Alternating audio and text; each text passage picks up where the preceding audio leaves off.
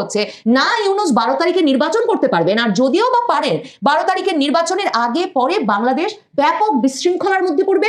সেই বিশৃঙ্খলা এমনকি সরকার বা সরকার সমর্থক রাজনৈতিক গোষ্ঠীগুলোর সৃষ্টি হতে পারে, এবং যে অনিশ্চিত পরিবেশ সৃষ্টি হবে তাতে হয় নির্বাচন হবে না, আর যদি বা নির্বাচন হয় তাহলে ক্ষমতা হস্তান্তর প্রক্রিয়াটা কোনোভাবেই শান্তিপূর্ণ হবে না। এসব খবরে এই রকম একটা বার্তা তার পাশাপাশি ভারত সরকার ইউনূস সরকারকে দিয়েছে যে জনপরিসরে রাজনৈতিক পরিসরে শেখ হাসিনাকে, আওয়ামী লীগকে তারা সক্রিয় কব্জা করে ফেলেছিলেন। ভেবেছিলেন ডিসেম্বরের শেষে যখন খালেদা জিয়ার মৃত্যুর পর ভারতের পররাষ্ট্রমন্ত্রী এস জয়শঙ্কর সে বিষয়ে প্রধানমন্ত্রী মোদীর শোক বার্তা খালেদা জিয়া পুত্র তারেক রহমানের কাছে পৌঁছে দিতে কয়েক ঘন্টার সফরে বাংলাদেশ আসার ঘোষণা দেন।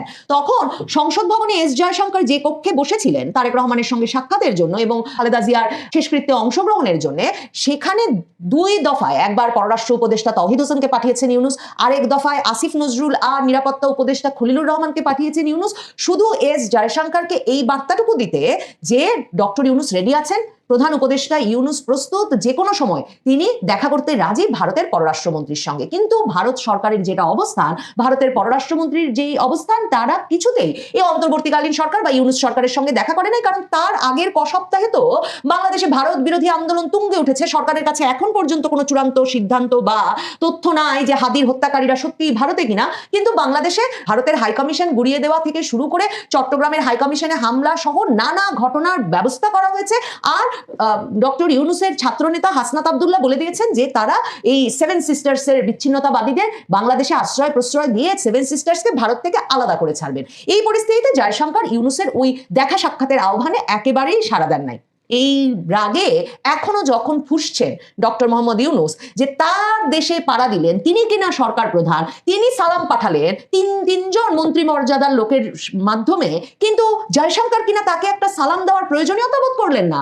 এই রাগে যখন ফোঁসফোঁস করে যাচ্ছেন ডক্টর মোহাম্মদ ইউনূস, তখন ভারত সরকার উল্টে আবারও ইউনূস সরকারকে একটু নাড়া দিয়ে দিতে শেখ হাসিনার রীতিমতো অডিও লিঙ্কে সংযুক্ত থেকে সংবাদ সম্মেলনের ব্যবস্থা করে ফেলেছে খোদ দিল্লিতে। শেখ হাসিনা প্রথমবারের মতো 23শে জানুয়ারি ওই অনুষ্ঠানটির মাধ্যমে একটা সংবাদ সম্মেলনে আনুষ্ঠানিকভাবে হাজির হলেন। তার ভক্ত সমর্থক নেতা কর্মীরা ব্যাপকভাবে অপেক্ষা করছিলেন যে হয়তো শেখ হাসিনা ভিডিও বার্তায় যোগ দেবেন বা ভিডিও লিঙ্কের মাধ্যমে সংযুক্ত হবেন, কিন্তু শেষ পর্যন্ত নিরাপত্তার কড়াকড়িতে সেটা সম্ভব হয় নাই। তিনি অডিও বার্তাতেই যোগ দিয়েছেন, যেই অডিও, যে গলার আওয়াজ ডক্টর ইউনূসকে মানে গত 17-18 মাস ধরে ব্যতিব্যস্ত রেখেছে, যে কিভাবে এখনো শেখ হাসিনা কথা বলছে, সেই গলায় শেখ হাসিনা এই দিল্লির সংবাদ সম্মেলনে হাজির হয়ে সরাসরি আক্রমণ করেছেন ইউনূস সরকারকে। তিনি মোহাম্মদ ইউনূসকে মার্ডারাস ফ্যাসিস্ট ঘোষণা করেছেন, খুনে ফ্যাসিস্ট হিসেবে ঘোষণা করেছেন, বলেছেন তার হাতে বাংলাদেশ চরমপন্থীদের একটা স্বর্গরাজ্যে পরিণত হয়েছে, বাংলাদেশ তার অন্ধকারতম সময় পার করছে এবং ইউনূস সরকারের পতন না ঘটালে বাংলাদেশের মুক্তি অসম্ভব।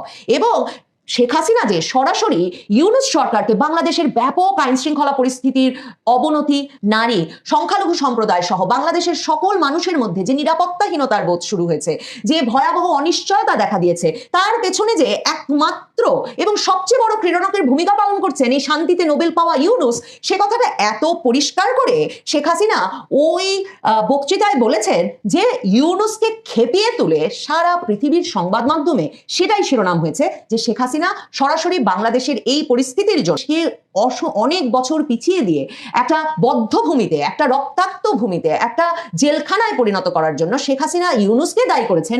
এই কথাগুলোই একের পর এক শিরোনাম হয়েছে আন্তর্জাতিক সংবাদ মাধ্যমে।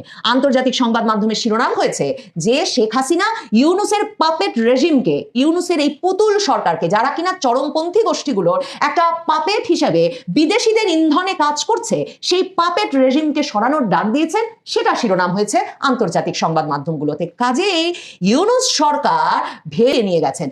এই তো এমন একটা পরিস্থিতিতে ইউনূস সরকার ভাবছিলেন বোধহয় যে কি আর হবে এই নিয়ে প্রতিক্রিয়া জানিয়ে, কারণ ভারত সরকার তো আমাদের কোনো কথাতেই কর্ণপাত করে না। কারণ ধরেন 2-3 দিনের মধ্যে কয়েক দফা ডেকে ফেলা থেকে শুরু করে রাষ্ট্রদূতকে নানা রকম ঘটনা তো ঘটিয়েছে বাংলাদেশ সরকার। আর ভারত সরকারও বুঝেছে যে যাই ঘটবে বাংলাদেশে তারই দায় ভারতের ওপর পড়বে, এবং সে কারণেই তারা ভারতের নাগরিকদের জন্য, ভারতের কূটনীতিকদের পরিবার পরিজনের জন্য বাংলাদেশকে ভীষণভাবে অনিরাপদ হিসেবে চিহ্নিত করছে। কারণ তাদের গোয়েন্দা তথ্য হচ্ছে না ইউনূস 12 তারিখে নির্বাচন করতে পারবেন, আর যদিও বা পারেন 12 তারিখের নির্বাচনের আগে পরে বাংলাদেশ ব্যাপক বিশৃঙ্খলার মধ্যে পড়বে। সেই বিশৃঙ্খলা এমনকি সরকার বা সরকার সমর্থক রাজনৈতিক গোষ্ঠীগুলোর সৃষ্টি হতে পারে, এবং যে অনিশ্চিত পরিবেশ সৃষ্টি হবে তাতে হয় নির্বাচন হবে না, আর যদি বা নির্বাচন হয় তাহলে ক্ষমতা হস্তান্তর প্রক্রিয়াটা কোনোভাবেই শান্তিপূর্ণ হবে না। এসব খবরে এই রকম একটা বার্তা তার পাশাপাশি ভারত সরকার ইউনূস সরকারকে দিয়েছে যে জনপরিসরে, রাজনৈতিক পরিসরে শেখ হাসিনাকে,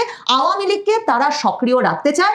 আওয়ামী লীগের যে বার্তা, শেখ হাসিনার যে বার্তা ইউনূস সরকারের উদ্দেশ্যে, সেটা তারা ভারতীয় গণমাধ্যম সহ আন্তর্জাতিক সকল গণমাধ্যমে প্রকাশের পেছনে সমর্থক হিসেবে কাজ করতে চায়। এ কারণে ইউনূস সরকারের একেবারে হাঁটু কেঁপে উঠেছে, কারণ ইউনূস সরকার আরো খবর পাচ্ছে আন্তর্জাতিক সংবাদ মাধ্যম থেকে। যেমন ধরুন, আমি বিবিসি বাংলাতেই খবর দেখছি যে অনুষ্ঠানটি লাইভ সম্প্রচারের দিন, মানে শেখ হাসিনা অডিওতে যুক্ত হবেন যে অনুষ্ঠানে, সেই অনুষ্ঠানের যে লাইভ সম্প্রচার করে ফেলেছিলেন এবং যারা প্রত্যেকে ব্যাপক কাভারেজ দিয়েছেন তাদের আন্তর্জাতিক সংবাদ মাধ্যমে, তাই নয়, এই শেখ হাসিনা কি বলবেন সেটা জানতে লাখ লাখ দর্শক একত্র হয়ে পড়তে পারেন একটা অনলাইন লাইভ দেখতে।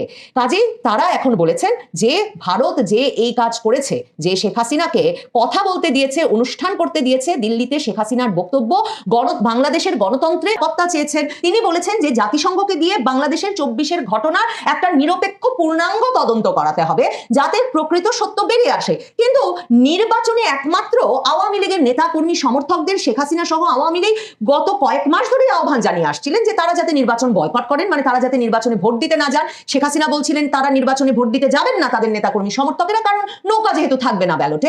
এখন তারা সরাসরি সেই ভোট দিতে না যেতে অনুরোধ করছেন, আহ্বান জানাচ্ছেন, নো ভোট নো ভোট বলছেন, এবং তারা বলছেন যে যে ভোটে আওয়ামী লীগের নেতাকর্মী সমর্থকেরা, কোটি কোটি ভোটারেরা অংশ নেবেন না, সে ভোট গণবয়কটের মাধ্যমে একটা অগ্রহণযোগ্য ভোটে পরিণত হবে। কাজেই যে সরকার নির্বাচিত হয়ে আসবে তারা অগ্রহণযোগ্যতা পাবে না। কিন্তু সরকার মিথ্যাচার করছে, ইউনূস সরকার। তারা বলছে শেখ হাসিনা নাকি তার অনুসারী ও জনগণকে সন্ত্রাসী কর্মকাণ্ডে জড়িত হতে স্পষ্ট উস্কানি দিয়েছেন নির্বাচন বানচালে, এবং তারা বলছেন যে এই যে শেখ হাসিনাকে এই বক্তব্য দিতে দেওয়ার মাধ্যমে বাংলাদেশ ভারত সম্পর্কের ভবিষ্যতের ক্ষেত্রে একটা বিপজ্জনক দৃষ্টান্ত স্থাপন হলো, এবং একই সঙ্গে এতে বাংলাদেশের ভবিষ্যৎ নির্বাচিত সরকারের পক্ষে পারস্পরিক কল্যাণমূলক দ্বিপক্ষীয় সম্পর্ক গড়ে তোলা ও এগিয়ে নেওয়ার সক্ষমতা ক্ষতিগ্রস্ত হওয়ার আশঙ্কা রয়েছে। মানে এটা কার পক্ষে বলছেন? ডক্টর ইউনূস কি এটা জামায়াতে ইসলামের পক্ষে বলছেন? কারণ বিএনপির সঙ্গে যে ভারতের সম্পর্কটা বেশ দানা বেঁধে উঠেছে, সেটা তো খালেদা জিয়ার মৃত্যু হবে বলে ইউনূস সরকারের সন্দেহ, নাকি ভারত সরকারের যেটা সন্দেহ, আওয়ামী লীগেরও যেটা সন্দেহ